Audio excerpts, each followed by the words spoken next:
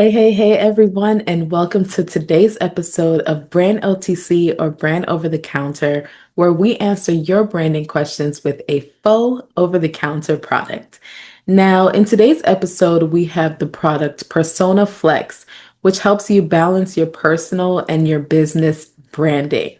Now, if you are struggling with audience confusion, misaligned messaging, credibility gaps, inconsistent content, or difficulty scaling, this is the episode for you. All right. Hello again. My name is Cynthia Akita, and I'm your brand strategist, designer, and educator here at the Design Firmacy. And today's question is, what's the difference between personal and business branding? Now, this is a great question.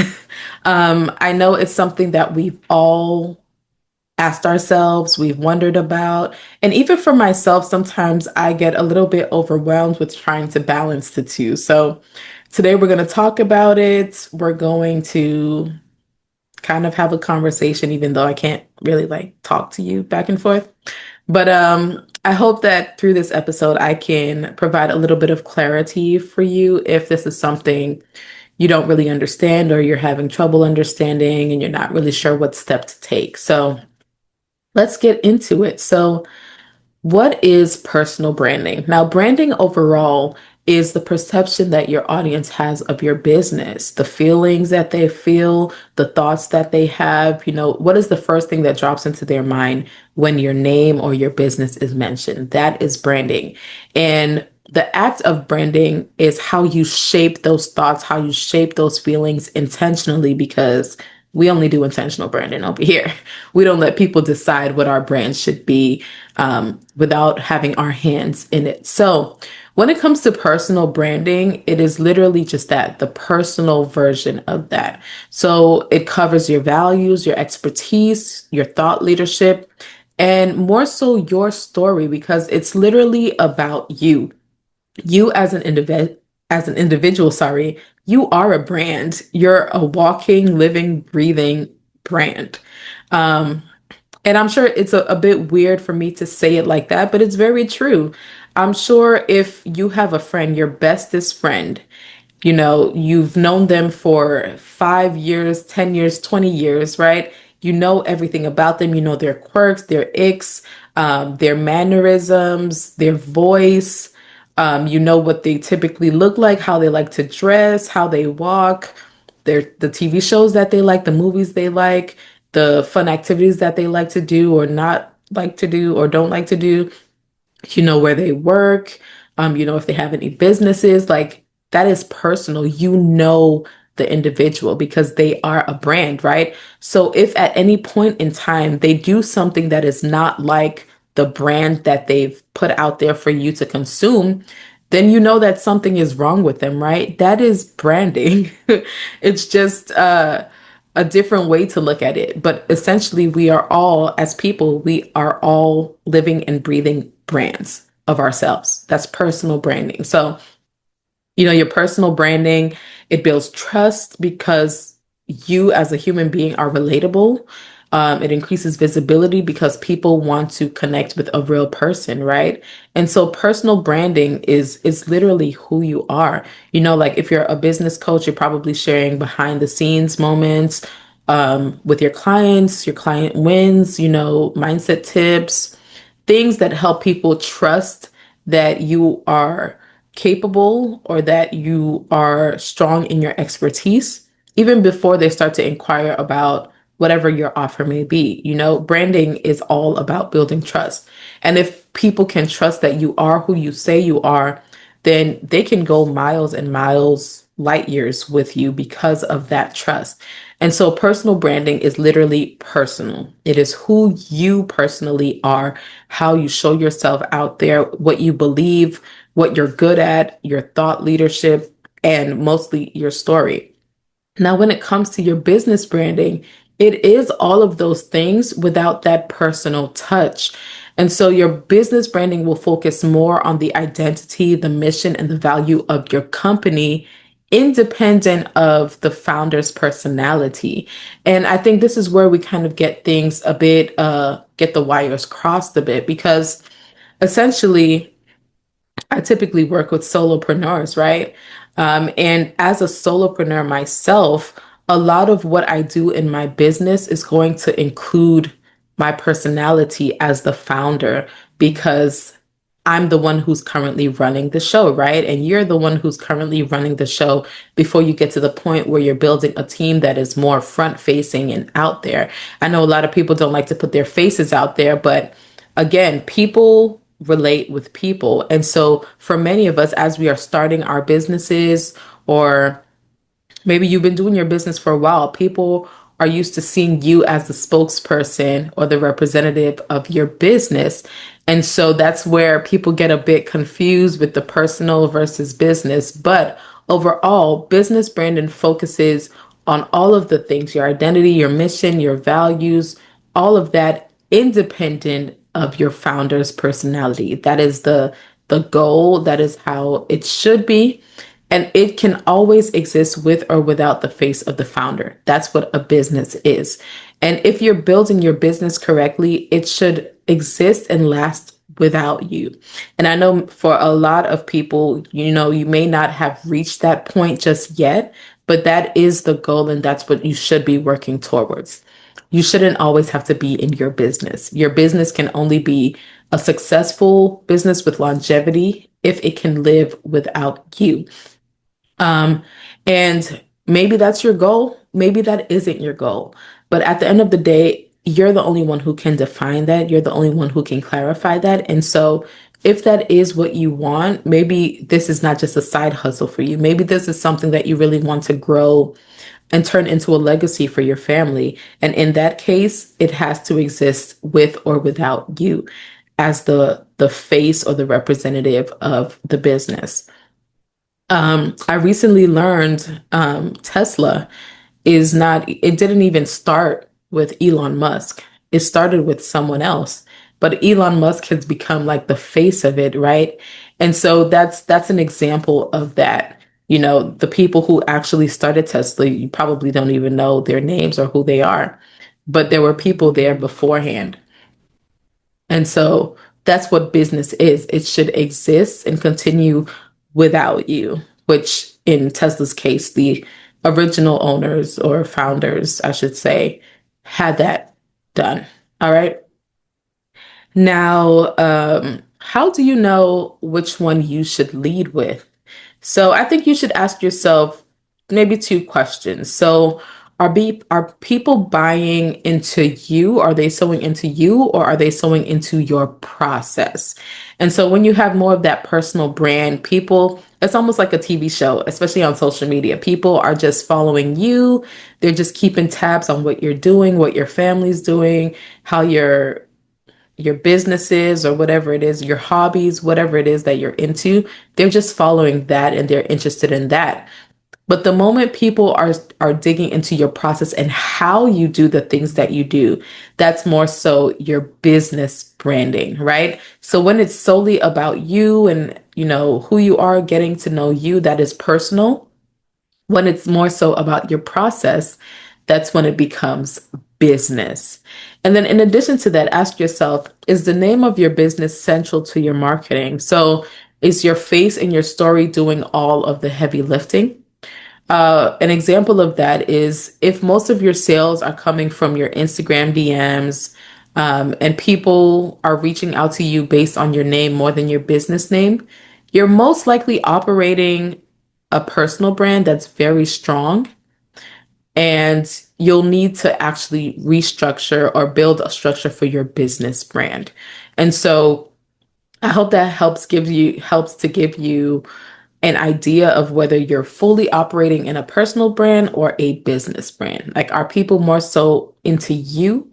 Are they just reaching out to you, or do they see you as a business? Are they more interested in your process and how you get those things done, how you get to the result of whatever it is that you're putting out there?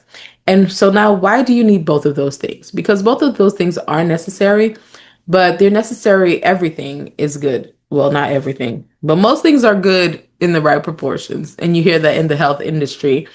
So I would say think of your personal branding as the voice, um, as the relatable piece that people can connect to.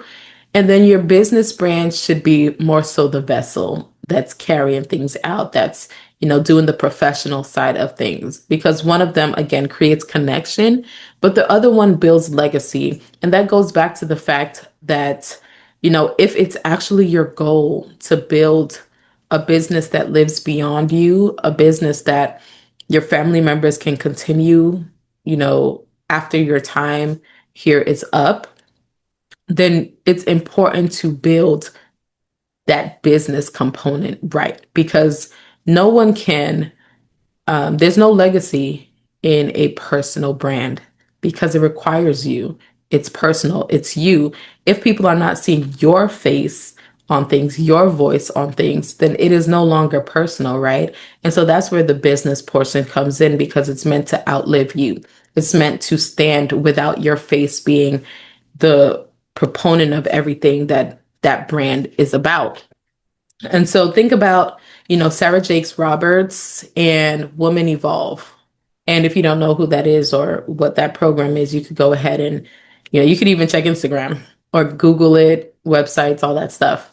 You can love both of those things and people, but they each serve a different function and a different purpose. And they're also branded completely differently. So Women Evolve is a conference and event hosted by Sarah Jakes Roberts. But Sarah Jakes Roberts, as a personal brand, you see, she loves fashion. She has an amazing stylist. And so you see a lot of amazing photos with her in unique fashions, but she also promotes all of the things that she does, her books, her events. I think at a point, a podcast or something like that. You see all the things that encompass the person, right, on one side, but then Women Evolve is strictly about the conference or the event.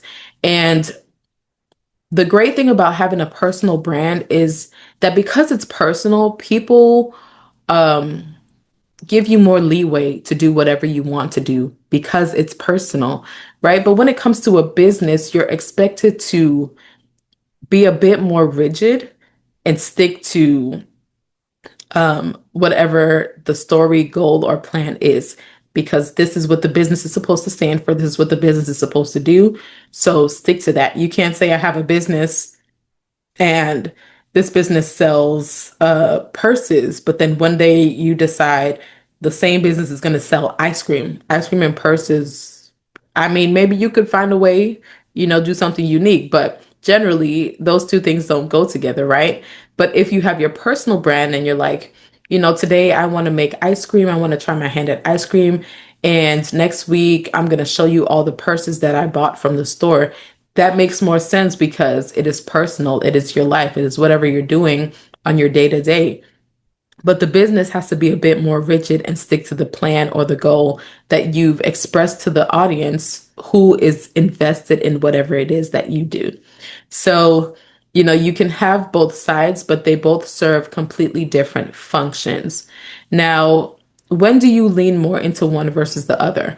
I think earlier on, you often tend to have a personal brand, again, because people relate with people, they connect with people, and you essentially are the representative of your business. And so, as I mentioned, for a lot of us, we are solopreneurs. We don't have a full blown team just yet.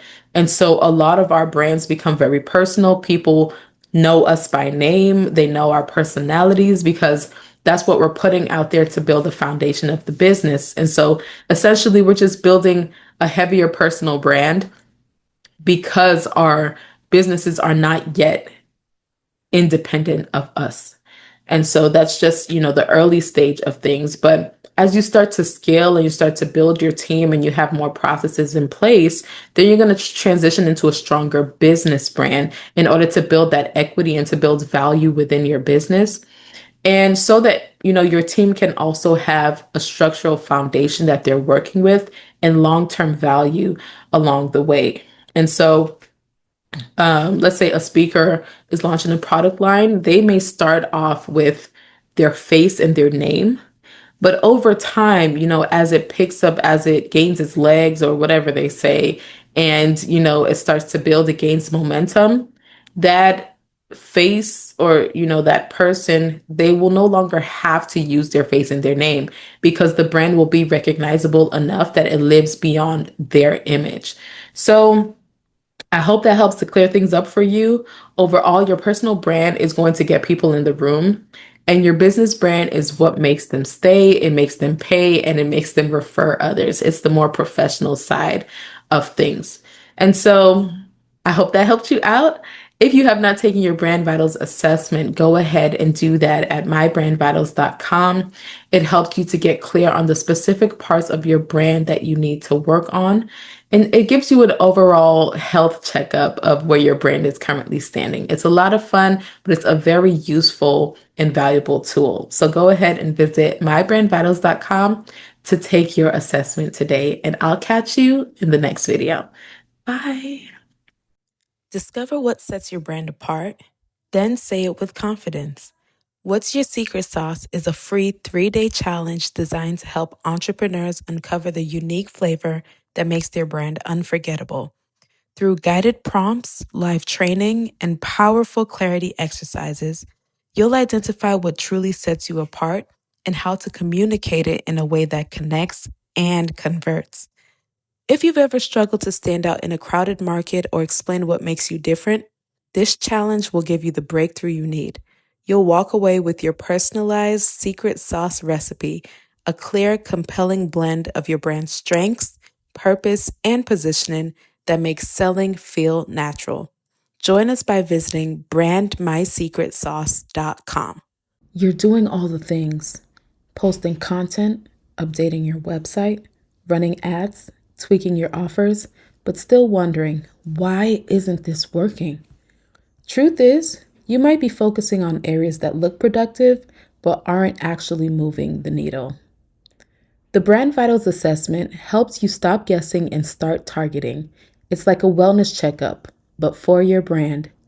You'll gain crystal clear insight into the 9 essential areas every brand needs to thrive.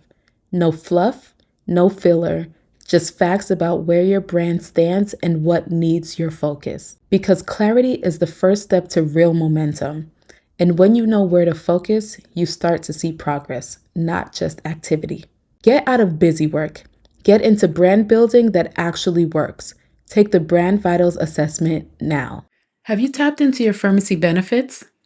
As a beneficiary, you unlock special offers, gifts, and always stay in the loop.